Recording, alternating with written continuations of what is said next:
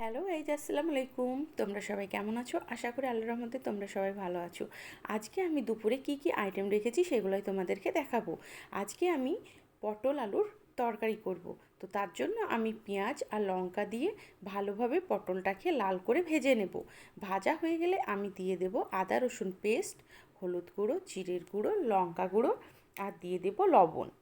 আরও একবার ভালোভাবে কষিয়ে অল্প পরিমাণে জল দিয়ে হালকা আঁচে আমি বসিয়ে দেব অন্য একটা গ্যাসে। তারপরে দেখো এখানে আমি বসিয়ে দেব ডাল।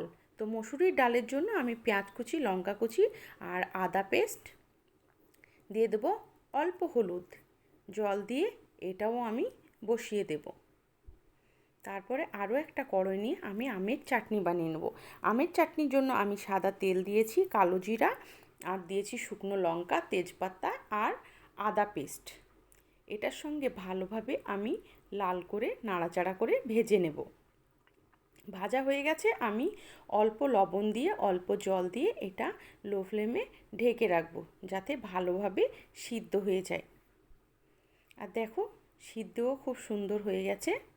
আমি এবার পরিমাণ মতো চিনি দিয়ে ভালোভাবে নাড়াচাড়া করে নামিয়ে নেব। আর দেখো পটল আলুর তরকারিটাও খুব সুন্দরভাবে সিদ্ধ হয়ে গেছে। এটা আমি নাড়াচাড়া করে নামিয়ে নেব। আর এই সবজিটা খেতে না খুবই ভালো লাগে। পটল আলুর এই রেসিপিটা তোমরা অবশ্যই একবার ট্রাই করে দেখবে। তারপরে আমি লবণ হলুদ মাখিয়ে পেঁয়াজটা ভেজে আমি কড়াইয়ে ঝোল দিয়ে নেব। ঝোলের জন্য আমি মশলা রেডি করে রেখেছি। আর দেখো অল্প জল দিয়ে মাখো মাখো করে নামিয়ে নেব।